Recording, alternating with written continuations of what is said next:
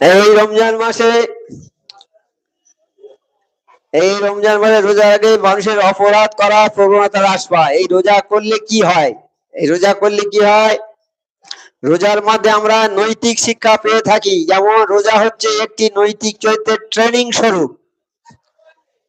রোজা রাখলে মানুষের অপরাধ করার প্রবণতা হ্রাস পায়। রোজা করলে মানুষের অপরাধ করতে পারে না, যেমন চুরি করতে পারে না, যে কোনো লোকের সঙ্গে একটা ঝগড়া করতে পারে না। রোজা করলে তার মধ্যে একটা অপরাধ করার প্রবণতা কমে যায়, অপরাধ করার ইচ্ছা কমে যায়, যে আমি অপরাধ করবো, ইচ্ছা করে কোনো অন্যায় করব না, কারোর সঙ্গে ঝগড়া করব না। পাশাপাশি ভালো কাজ করার স্পৃহা বৃদ্ধি পায়। অন্যায় করব না, কিন্তু ভালো কাজ করার ইচ্ছা হয়, স্পৃহা বৃদ্ধি হয়ে যায়। রোজাদারকে সর্বপ্রকার অবাঞ্ছিত কাজ হতে বাধা প্রদান করে। এই রোজা সবাইকে, রোজাদারকে অবাঞ্ছিত খারাপ কাজ থেকে বিরত রাখে। রোজাদার তার কামনা বাসনা ও প্রবৃত্তিকে নিয়ন্ত্রণ করে। রোজার মাধ্যমে মানুষ নিয়মাবর্তিতা শৃঙ্খলাবোধ পেয়ে থাকে। রোজার মাধ্যমে নিয়মাবর্তিতা অর্থাৎ নিয়ম মাফিক কাজ করে। রোজার মধ্যে এত আমরা নিয়ম শৃঙ্খলা মেনে চলি, অন্য কোন মাসে এত শৃঙ্খলা মেনে আমরা চলতে পারি না। এই 30টা রোজা হবে, এই 30টা রোজার ইফতারির সময়, এই রোজা ঠিক টাইমে আমরা ইফতারি করব। টাইমে 10 মিনিট আগে আমরা বসে যাব, ইফতারির জন্য বসে যাব, কি 5 মিনিট আগেই বসে যাব, কেউ আরো অনেক আগে বসে যায়, কখন ইফতারির সময় হবে, আজান হবে, ইফতারি করব। এর মধ্যে যদি পিপাসায় বুকের ছাতি ফেটে যায়, এক ফোঁটা পানি সে গ্রহণ করবে না। তাই কত সুশৃঙ্খল ভাবে থাকে, কত আল্লাহর হুকুমের উপরে কায়েম থাকে। আমরা এগুলো আল্লাহর হুকুম, যখনই আজান হবে, যখনই ইফতারের সময় হবে, তখনই তোমরা ইফতার করবে, আল্লাহর হুকুম। কিন্তু নামাজের সময় আল্লাহ বলে দিয়েছে যখনই নামাজের সময় হবে তখনই নামাজ পড়ে নেবে। কিন্তু অনেকেই পড়ে, আবার অনেকে দেরি করে পড়ে, অনেকে পড়ছি করে আবার দেরি করে পড়ে। কিন্তু রোজা এমন একটা অনুষ্ঠান, এমন একটা জিনিস, এখানে দেরি করার প্রবণতা নেই। ইফতারির সময় হয়ে গেলে সবাই ইফতার করে নেবে, কেউ বলবে না যে আরেকটু দেরি করে নি, আরেকটু দেরি করে নি, এটা করবে না। ইফতারের সময় হলে সবাই ইফতার করে নেবে। এত শৃঙ্খলা বোধ। সেহরি খাওয়ার সময় ভোরে উঠবে, সেহরি খাওয়ার নির্দিষ্ট একটা সময় আছে, সেই সময়ে সেহরি শেষ করতে হবে। সেই সেহরিকে যদি মুখে খাওয়ার যদি এক লোকমা মুখে তুলেছে, সঙ্গে সঙ্গে আজান হয়ে গেল, অর্থাৎ ওয়ার্নিং হচ্ছে আর খাবে না। তা যার মুখের মধ্যে খাবার তুলেছে সঙ্গে সঙ্গে ফেলে দেবে। আল্লাহর হুকুমের কিরকম ভাবে তারা দাঁড়িয়ে থাকে, হ্যাঁ, কিরকম ভাবে দাঁড়িয়ে থাকে। এই রকম হুকুম মানা কোনো মাসে হয় না, কোনো মাসে হয় না। রমজান মাসে এত আমরা নিয়ম শৃঙ্খলা মেনে চলি, অন্য কোনো মাসে হয় না। এই যেটা বলে শৃঙ্খলার মাস, শৃঙ্খলা মেনে চলার মাস।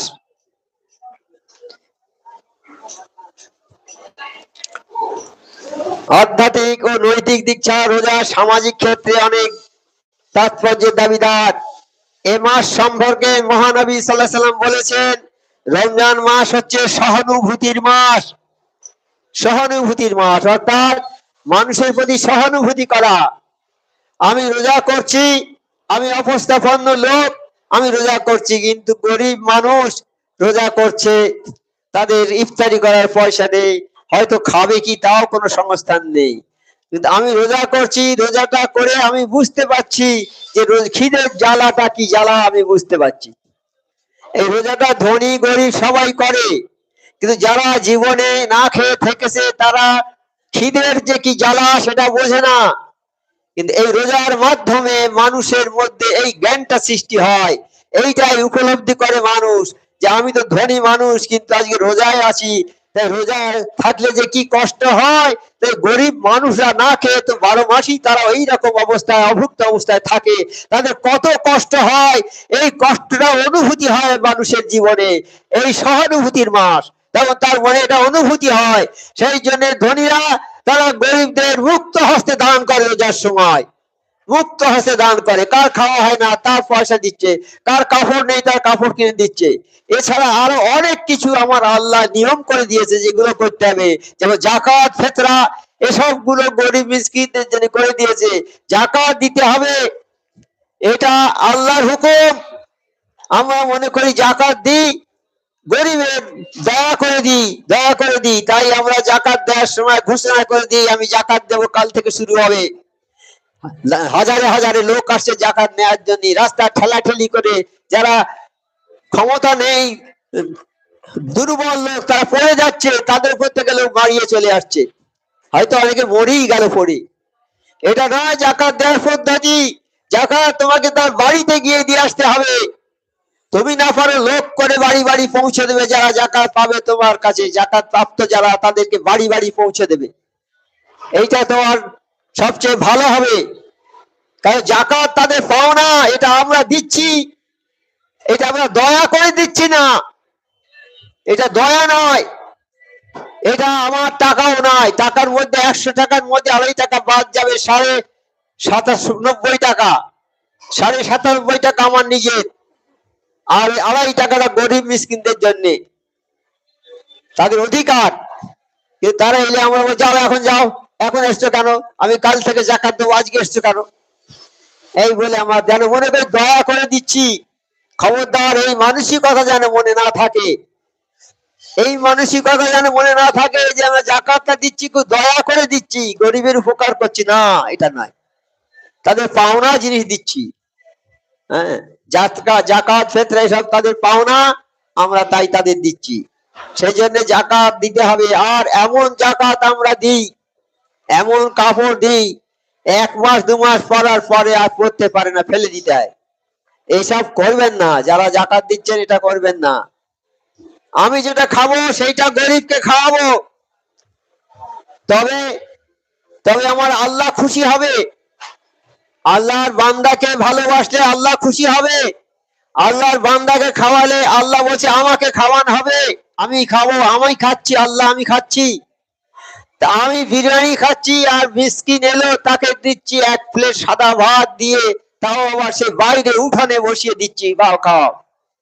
কাল কিয়ামতের ময়দানে আল্লাহ বলবে যে আমি তোমার কাছে গিয়েছিলাম, খাবার দিয়েছো কিন্তু তাচ্ছিল্য করে দিয়েছো, তুমি তুমি আমাকে বসার জায়গা দিয়েছো খারাপ জায়গায়, আমাকে খাওয়ার খারাপ জায়গায় জায়গায় দিয়েছো তাচ্ছিল্য করে। ভাই আল্লাহ আপনাকে কেন তাচ্ছিল্য করবো, ও তো ভিখারিকে দিয়েছি।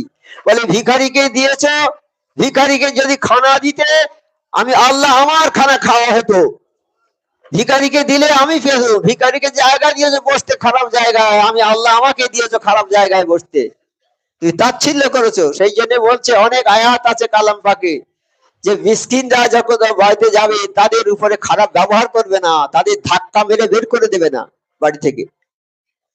ঢুকেছে 12টার সময়, ঘুম এসে গেছে, বললে চাকর দিয়ে বলে বের করে দাও, ঘুমের সময় বিরক্ত করতে আসে।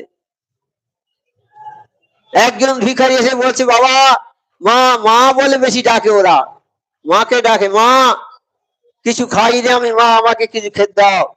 বাড়িওয়ালা বলছে দরজাটা বন্ধ করে দাও, এই দুপুরের সময় বিরক্ত করতে কেন আসে। দরজা বন্ধ করে দিলে কাল কিয়ামতের ময়দানে আল্লাহ বলবে আমি তো তোমার কাছে খেতে চেয়েছিলাম, আমাকে খেতে দাওনি। তখন ওই ব্যক্তি বলে আল্লাহ আপনার কি অভাব, আপনি তো ধনী, আপনি তো সারা জাহানের কর্তা, আপনার কি অভাব। বলছে হ্যাঁ, ওই যে লোকটা চেয়েছিল তোমার কাছে খাবার, খেতে পায় না বলে বাবা দুটো খেতে দাও, তুমি তাড়িয়ে দিয়েছো, ওকে যদি খেতে দিতে আমি আল্লাহ আমার খাওয়া হতো। সেটা গরিবকে দেয়া মানে স্বয়ং আল্লাহকে দেয়া, এটা গরিবকে দেয়া মানে স্বয়ং আল্লাহকে দেয়া। তবে গরিবকে দিতে হবে কি জিনিস, হালাল পয়সা, হালাল হালাল হালাল। হারাম পয়সা দেবে তোমার কিছু হবে না, নেকি তো হবে না, গোনা হয়ে যাবে। একটা পয়সা আমরা দান করতে পারবো না বাবাকে, পারবো না। আরে ভিখারি সেও একটা পয়সা দান করতে পারবে, তাহলে একটা পয়সা দান করলে কি হবে, কি একটা খেজুর যদি দান করে, একটা খেজুর দান করলে কি হবে, হালাল খেজুর হওয়া চাই, হালাল মাল। একটা খেজুর যদি দান করে দাও বা একটা পয়সা দান করে দাও, তাহলে কি হবে, ওই দানটা করার সময় আমার আল্লাহ স্বয়ং হাত পেতে ওইটা নেবে, গরিবের হাতে পড়ার আগে ওই পয়সাটা আমার আল্লাহ হাত পেতে নেবে, আর ওইটা বাড়াতে থাকবে, বাড়িয়ে বাড়িয়ে কাল কিয়ামতের ময়দানে উহুদ পাহাড়ের সমান নেকি দেবে।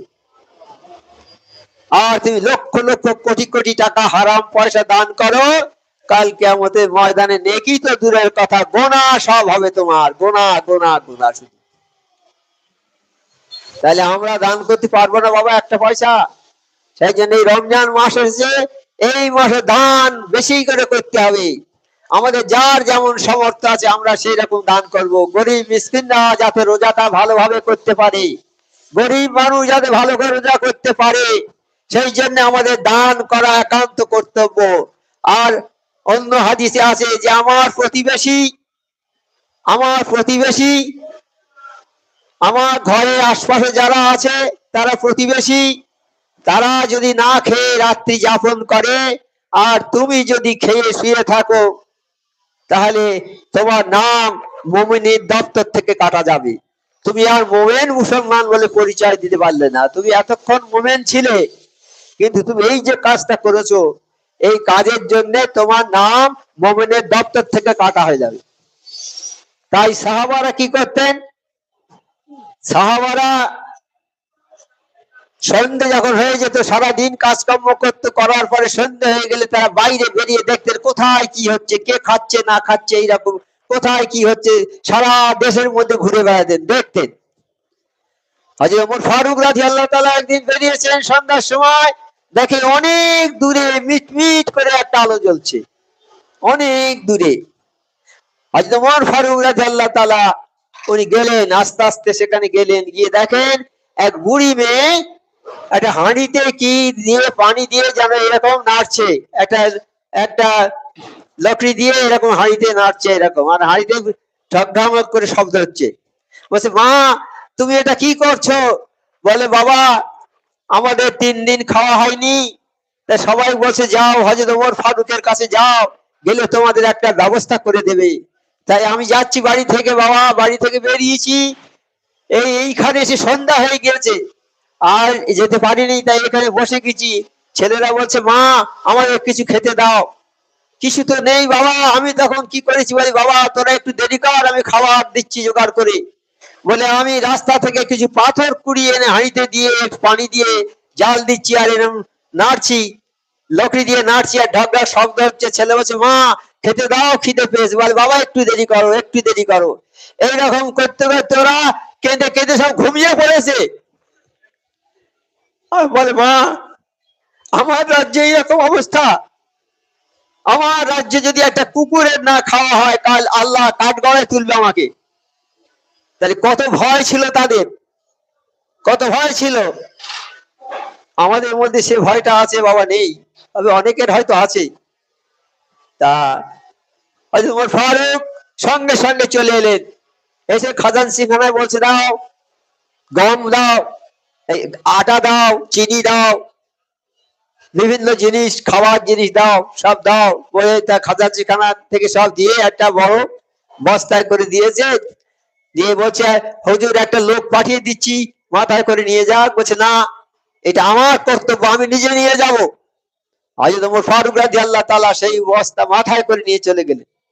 দেখুন, উনি দেশের খলিফা মানে বাদশাহ, নিয়ে গেলেন। সেখানে গিয়ে রুটি করেছে, করে তরকারি করেছে, করে ছেলেদের তুলে ঘুম থেকে জাগিয়ে তুলে তাদের কোলে করে বসিয়ে সবাইকে খাইয়ে শেষ পরে বুড়ি মেয়েকে খাবারটা দিয়ে খাওয়াচ্ছে, মা খেলাম।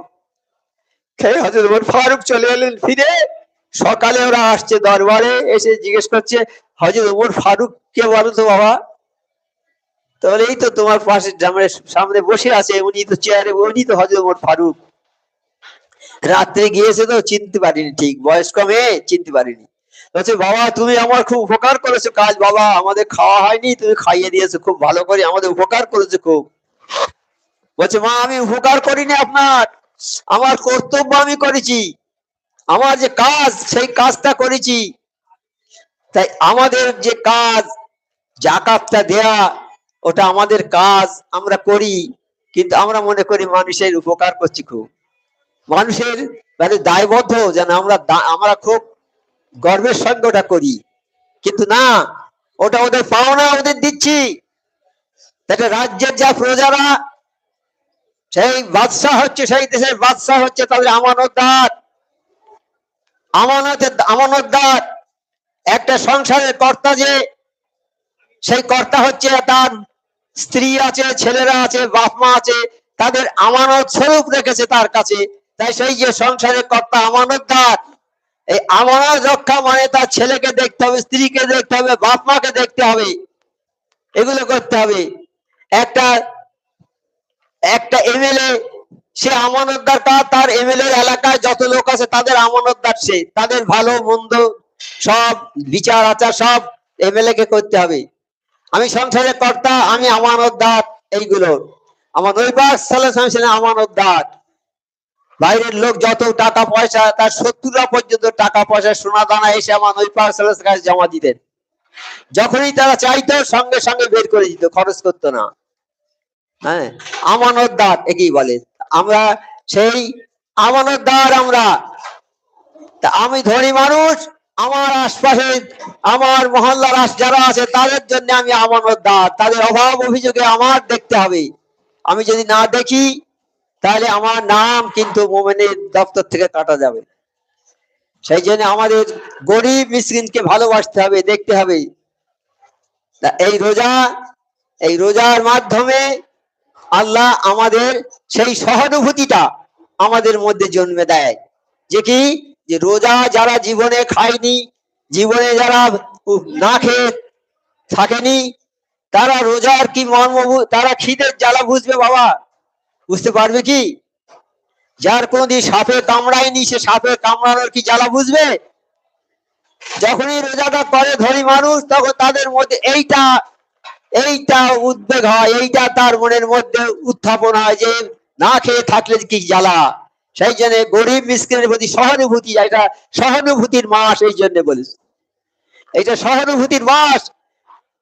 সবার সহানুভূতি করতে হবে। যারা রোজা করতে পারছে না তাদের সহযোগিতা করতে হবে, সাহায্য করতে হবে, যাতে তারা রোজা করতে পারে। এই মাসে সিয়াম সাধনার মাধ্যমে একজন বিত্তশালী নিরন্নের ক্ষুধার যন্ত্রণাকে বুঝতে পারে।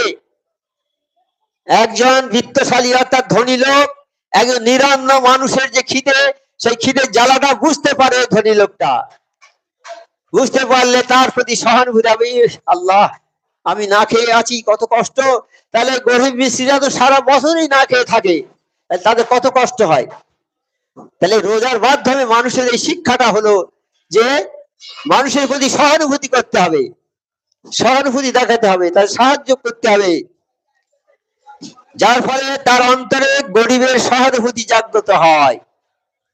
এই রোজাটা করলে তার অন্তরে গরিবের প্রতি সহানুভূতি করার ইচ্ছাটা জেগে ওঠে।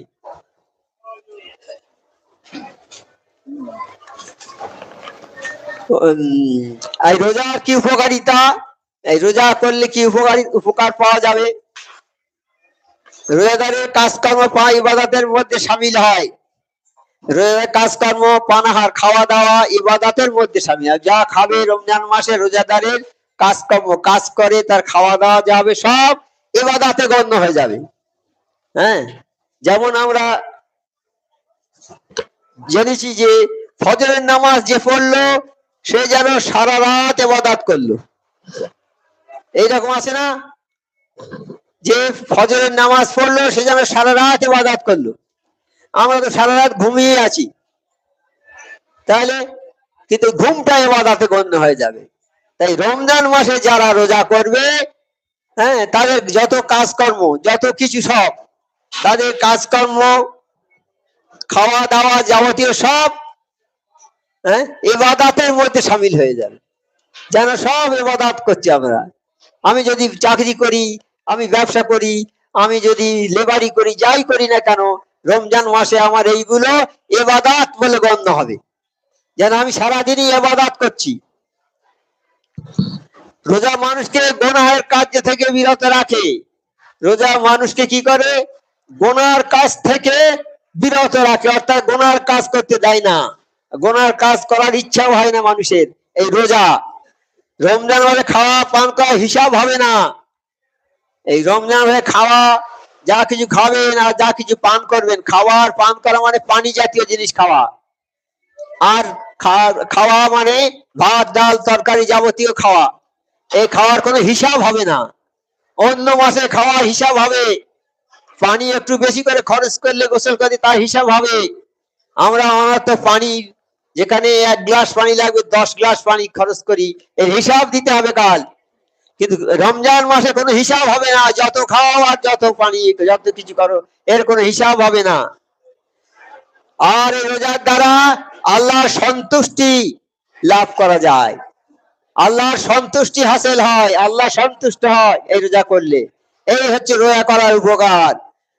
আর রোজাদারের আল্লাহ তাআলা রোজাদারের রিজিক বাড়িয়ে দেন, রোজাদারের রুজিটা বাড়িয়ে দেয় আল্লাহ। আর কি করে, রোজাদারের সৎ কাজ ইবাদতের পরিমাণ বাড়িয়ে দেওয়া হয়, সৎ কাজ আর ইবাদত এবারে পরিমাণ বাড়িয়ে দেওয়া হয়। কি বাড়িয়ে, দেখুন রোজার মাসে আমরা বেশি ইবাদত করি, নামাজ তো এমনি 17 রাকাত নামাজ এশার, আর তারাবি সমেত আরো 20 রাকাত, তাই বেশি হলো না? তাই রোজার মাসে আমাদের আল্লাহ ইবাদতের পরিমাণ বাড়িয়ে দেওয়া হয়, রোজাদারের প্রতি আল্লাহর রহমত বরকত বৃদ্ধি পায়, রোজাদারের আল্লাহর রহমত আর বরকত বৃদ্ধি হয়ে যায়। আসমান জমিনের সমস্ত ফেরেশতারা রোজাদারের জন্য মাগফিরাত কামনা করে, রোজাদারের সমস্ত ফেরেশতারা আল্লাহর কাছে মাগফিরাত চাই, যে আল্লাহ এদের ক্ষমা করে দাও, এদের মাফ করে দাও, যত রকমের মানে কাকুতি মিনতি করে তারা আল্লাহর কাছে কামনা করতে থাকে। রমজান মাসে ইবাদতের সব অন্য মাসের তুলনায় 70 গুণ বৃদ্ধি পায়। রমজান মাসে একটা কাজ করলে সেই কাজটা অন্য মাসে 70টা কাজের সমান হবে, 70টা কাজে 70 গুণ বেশি বৃদ্ধি পায়। হ্যাঁ, রমজান মাসে ইবাদতের সব অন্য মাসের তুলনায় 70 গুণ বৃদ্ধি পায়, 70 গুণ। আমি এ মাসে যদি 1 রাকাত 2 রাকাত ফরজ পড়ি, তাহলে 70 দুগুণ 140 রাকাত নামাজের সমান হবে, ফরজ নামাজের সমান। তাহলে মাসটা কি আছে? রোজাদারের অন্তঃকরণ নির্মল হওয়ার দরুন আল্লাহ জিকির আজগারে সর্বে লিপ্ত থাকে, রোজাদারের শরীরে যাবতীয় পাপ পঙ্কিলতা হতে পবিত্র থাকে, রোজাদারের শরীরে কোনো পাপ থাকে না। রমজান মাসে শয়তান তার দোষরদের শৃঙ্খলাবদ্ধ করে রাখা হয়, আর রোজার মাসে আল্লাহ শয়তান আর তার দলবলকে শেকল দিয়ে বেঁধে রাখে। হ্যাঁ, মানুষের কুমন্ত্রণাকারী প্রবৃত্তির শক্তি দমন করা হয়, অর্থাৎ খারাপ প্রবৃত্তি খারাপ ইচ্ছাকে আল্লাহ দমন করে দেয়। জান্নাতের দ্বারসমূহ উন্মুক্ত করে দেওয়া হয়, জান্নাতের সমস্ত দরজা খোলা থাকে, জান্নাতের সমস্ত দরজা খোলা থাকে, জাহান্নামের দরজা সব বন্ধ থাকে। রোজাদারের গুনাহ তাহাজ্জুদের সময় ক্ষমা করে দেওয়া হয়, রোজাদারদের গুনাহ তাহাজ্জুদ নামাজের সময় সব মাফ করে দেওয়া হয়। রমজানের প্রত্যেক জুমার দিন 39 লক্ষ জাহান্নামীকে মুক্তি দেওয়া হয়, আর জুমার দিন 39 লক্ষ জাহান্নামীকে মুক্তি দেওয়া হয়। আর রোজাদারের দোয়া মোনাজাত কবুল করা হয়, রোজাদার যে দোয়া করে মোনাজাত করে সেগুলো আল্লাহর দরবারে কবুল হয়ে যায়। আর রোজাদারের জন্য প্রতিদিন বেহেশত সুসজ্জিত করা হয়, প্রতিদিন সাজানো হয় বেহেশত। তাহলে রোজাদারের কত বড় ইজ্জত বাবা, কত বড় ইজ্জত রোজাদারের। হাক্কানি দুরূদ পড়ুন একবার।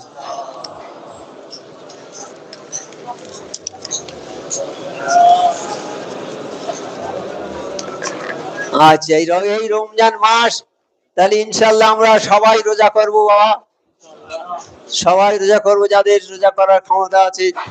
অনেকে রোগ বিমারি আছে, এই রোগ বিমারির জন্য তারা রোজা করতে পারে না, অনেকের আরো কষ্ট আছে, অভাব অভিযোগ আছে, যার জন্য রোজা করতে পারে না। কিন্তু এই করতে পারে না তার জন্য অন্য মাসে রোজা করে দিতে হবে। কিন্তু এই সব কষ্ট উপেক্ষা করে যদি কেউ রোজা করে তাহলে সর্বোত্তম হবে সেইটা। আমার বিমারি আছে, বিমারি সত্ত্বেও যদি আমি রোজা রাখি তাহলে আরো উত্তম। এখানে অনেক রুগী ছিল, আমরা শুনেছি, তখন হুজুর করার কাছে বলছে, হুজুর আমার তো ক্যান্সার হয়েছে, ডাক্তার বলছে রোজা করতে পারবে না, রোজা করো না। তখন বলছে, বাবা তুমি রোজাটা ধরো না আল্লাহর নামে, আল্লাহর ভরসা করে ধরো, না পারো ছেড়ে দেবে। তা সে আল্লাহর ভরসা করে রোজা ধরেছে। সে লোক এখানে আছে কিনা জানি না, আমাদের নিউ মার্কেটে দোকান আছে।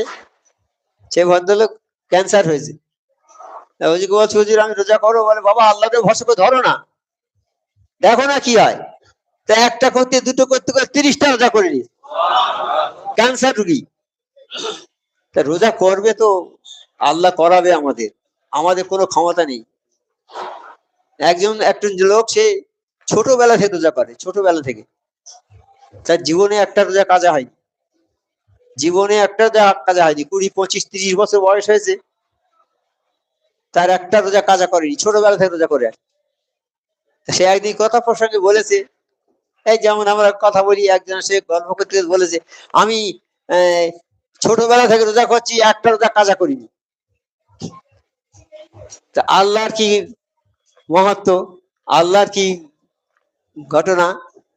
আল্লাহ পাক ওই সেই মাসে 15টা রোজার কোপ করার পরে তার শরীর খারাপ হয়ে গেছে, বসন্ত হয়েছে, পক্স হয়েছে, আর রোজা করতে পারিনি। তখন সে শুয়ে শুয়ে বলছে, আল্লাহ আমি অন্যায় করেছি, ভুল করে বলেছি, আল্লাহ আমার মাফ করে দাও। আমি বলেছি যে আমি ছোটবেলা থেকে রোজা আমি করছি রোজা, এই কথা বলেছি, যার জন্য আল্লাহ দেখিয়ে দিলে যে তুমি রোজা করতে পারো না, এইবার করো রোজা দেখি। এই মাসে 15টা রোজা করার পরে তার পক্স হয়ে যা, রোজা করতে পারলো না। তখন সেই স্বীকার করছে, শুয়ে শুয়ে বিছানায় বলছে, আল্লাহ আমি ভুল করেছি, আল্লাহ তুমি যে আমার রোজাটা করিয়েছো বলেই আমি করতে পেরেছি, আজ এই এই জীবন পর্যন্ত রোজা করতে পেরেছি। যখনই আমি বলি যে আমি রোজাটা করে এসেছি, তখনই আল্লাহ তুমি মানে অখুশি হয়ে গেছে, আমার উপরে অসন্তুষ্ট হয়ে গেছো, গিয়ে তার প্রমাণ দেখিয়ে দিয়ে দেখো তুমি রোজা করতে পারো না, আমি যাকে রোজা করাই সেই রোজা করে, সেই রোজা করে। আল্লাহ যাকে খাওয়ায় সেই খায়, আল্লাহ যাকে ভালোবাসে সেই ভালোবাসা পায়, আল্লাহ যাকে দেয় সে পায়, আল্লাহ যাকে দেয় না সে পায় না। সর্বক্ষেত্রেই আল্লাহর ইচ্ছা থাকবে তবে হবে। হ্যাঁ, আল্লাহ যাকে ইচ্ছা করে তাকে সন্তান দান করে, আবার যাকে ইচ্ছা করে কন্যা সন্তান দান করে, আবার যাকে ইচ্ছা করে তাকে পুত্র সন্তান দেয়, আবার কন্যা সন্তান দেয়, আবার কারো আল্লাহ কিছুই দেয় না। সবই তো আমার আল্লাহ পাকের ইচ্ছা। আমাদের ভুল হয়ে যায়, ভুল হলে তার পানিশমেন্ট হবে, সেই পানিশমেন্ট তার হয়ে গেল একটা ভুলের জন্য, একটা কথা ভুলের জন্য। সে যদি বলতো আমি ছোটবেলা থেকে রোজা করে আসছি, আল্লাহ রসের মেহেরবানি তে আমি সব রোজাগুলো করেছি, তাহলে আর হয়তো ওই মাসে বিপর্যয়টা আসতো না তার উপর। আমাদের বলার জন্য, ভুলের জন্য আমাদের শাস্তি হয়ে যায়, দুনিয়াতে হয়ে গেল, দুনিয়াতেই শাস্তি হয়ে গেল। কিছু কিছু শাস্তি দুনিয়াতে হবে। সেই জন্য আমাদের ভরসাটা আল্লাহর উপর রাখতে হবে, যে আল্লাহ যদি আমাদের রোজা করায় তবে আমরা করতে পারবো, নচেত আমাদের এই আল্লাহ যদি কথা বলাচ্ছে বলে আমরা কথা বলতে পারছি, আল্লাহ আমাদের এই সবার এই দরবারে বসার ক্ষমতা দিয়েছে বলে আমরা বসতে পারছি।